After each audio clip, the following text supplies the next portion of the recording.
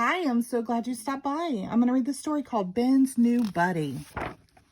It was Monday, the first day of a new school year. Ben and his friend Fred walked together. Ben was wearing his favorite cap, and he felt excited. The first day of school always seems special. I hope that we both get Mr. Todd, Fred said. Everyone knows that he is the best teacher in the whole school. I bet third grade is really going to be neat, Ben answered. Ben and Fred went into the schoolyard. They saw many of their friends. Everyone talked about what had happened over summer vacation. Then the bell rang and all the boys and girls crowded into school. Great, said Ben as he glanced quickly at the list of names outside room 10. We did get Mr. Todd. Now I know this is going to be the best year yet. Mr. Todd came in and began to call the roll. When he called Steve Woolley, Fred gave a little groan. What's the matter? Ben asked. Don't you know about Steve Woolley? Fred whispered. He's the toughest kid in school. He's supposed to be in fourth grade, but he must have gotten left. Ben and Fred, said Mr. Todd. I would like that whispering stopped right now. Ben turned and looked at Steve. Steve was staring right at him, and Steve looked angry. At recess, Ben was playing tag when someone suddenly grabbed his cap. He turned around. Steve stood there frowning. This is a pretty dumb cap, right? Only a chump who whispers about other people would wear a dumb cap like this. Right, chump? Yeah, give me back my hat, said Ben. Try and get it, sneered Steve. He pushed Ben in the chest. Suddenly, it got very quiet on the playground. Kids were staring at Ben and Steve. Ben felt all wobbly inside. He wanted his cap back, but he didn't want to fight with Steve. Then the recess bell rang sharply. Steve turned, dropped Ben's cap in the dirt, stepped right on it, and walked back to class. Ben picked up the hat and dusted it off. I think we're in trouble, Fred said. During the arithmetic this afternoon, Mr. Todd asked Steve to multiply 8 times 7. Steve was quiet for a long time. Then he mumbled, 48? No, I'm afraid that's not right, said Mr. Todd. Who does know the answer? How about you, Ben? 56, Ben answered. Good work, Ben, said Mr. Todd. Not so good, Ben, whispered Fred. Steve will really be mad now. Fred was right. Steve was waiting for Ben after school. He grabbed Ben's arm and twisted it. Listen, Benji, Steve growled. Don't you ever try to make me look stupid in class again. Fred started jumping around like an excited flea. You let Ben go, he yelled, or there is going to be trouble. But Steve just pushed Ben away and ran down the street calling, Better watch out, chump. When Ben got home, his mother asked, Well, how was the first day of third grade? Okay, I guess, Ben sighed. Then he trudged upstairs. When Ben got to his room, he flopped onto his bed. Third grade was not going to be neat. It was going to be awful. How could he stop Steve from picking on him? Ben wished that he never had to go back to school again. Then, from a shelf across the room, Ben heard a cheery voice. Ben, my friend, don't look so sad. Your luck will change from good to bad. Just when you think that you're all through, a Care Bear will come to see you through. And off the shelf floated a little green bear. Who are you? Ben asked. My name is Good Luck Bear. Hear what I tell you. Don't fight with Steve, and we'll be well.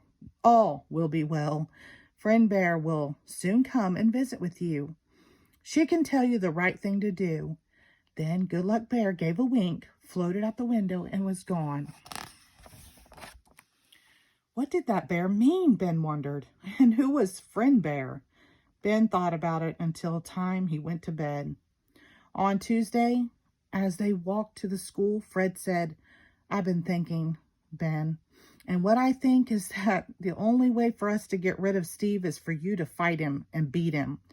Then he'll leave us alone. Easy for you to say, Ben answered. But we are not going to fight. I am. He gave a big sigh. Oh, I don't know what to do, Fred. Last night, someone told me that fighting wasn't the answer. And maybe Steve will act differently today. But at lunch, That day, Steve bumped into Ben and made him spill his milk. And that afternoon, Steve tripped Ben during gym class. Ben began to think that Fred was right. On Thursday, Ben walked home all by himself. The sky was cold and gray. Ben shivered. He decided that tomorrow he would have to fight with Steve. At supper that night, Ben said to his father, "Dad, did a bully ever bother you?" "You bet," his father replied. "He made my life miserable for about a month, and at the end of 5th grade, but I was lucky. He moved away." "Why do you ask? Is everything okay?" "Oh, yeah, sure," Ben said quickly. He wondered if there was a chance that Steve was getting ready to move. He doubted it. Ben couldn't get to sleep that night. He tossed and turned. All he could think about was what was going to happen at school the next day. "I think," said a gentle voice, "that you have a problem." Ben sat up. There in the moonlight was a small bear with 2 daisies on its tummy. Ben reached out and asked, "Are you Friend Bear?" "You said it," answered the bear with a grin. "Careful, I'm a bit ticklish, you know." Friend Bear floated to the foot of Ben's bed. "Steve's not being very nice, is he?" Friend Bear asked. "He sure isn't," Ben answered. "What did I ever do to him?" "Nothing really," said Friend Bear, "but sometimes when people are angry or afraid, they hit out at others for no good reason." "Why would Steve be afraid? He's bigger than anyone else in the class." "Maybe that's why he's angry," said Friend Bear. "He's the biggest because he's a year older than anyone else. It's not easy to be left back in school." "Does Steve have any good friends in your class?" "No, not really."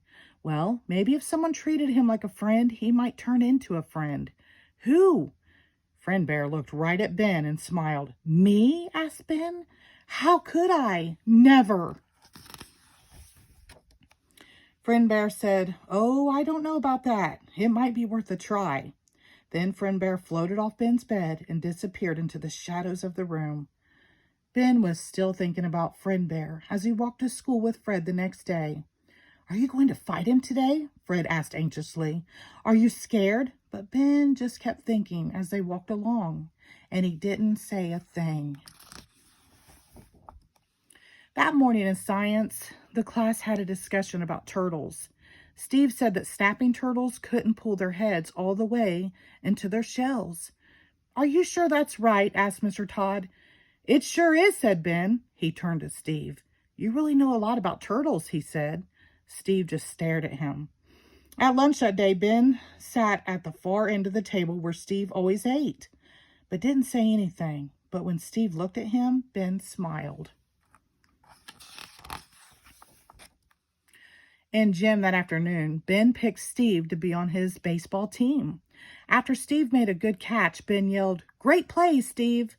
And when Ben hit a triple later in the game, Steve passed him and said quietly, "I guess you're not such a chump after all." That afternoon, Ben and Fred were halfway home when they heard Steve's voice. "Hey, you two, come over here." "Oh boy," said Fred. "It looks like we're trapped. You'll have to fight for sure now." Steve walked up to Ben. "So," he said, "I see that you are acting nice to me because you're really scared, right?" Ben took a deep breath. No, I'm not," he said. "And if you want to fight, we will. It's just that I thought you might like a new friend. I know I would." And Ben put out his hand to shake. Steve clenched his fist. He glared at Ben for a long time. Then, slowly, he reached out and shook Ben's hand. "You're okay," he said. The next day, Steve walked home with Ben and Fred. They stopped for an ice cream cone. "What I want to know is why you guys didn't fight," said Fred as he licked his cone. "Oh, I don't know," said Ben with a smile. "Let's just say we had some help from 2 very good friends." The end. Thank you.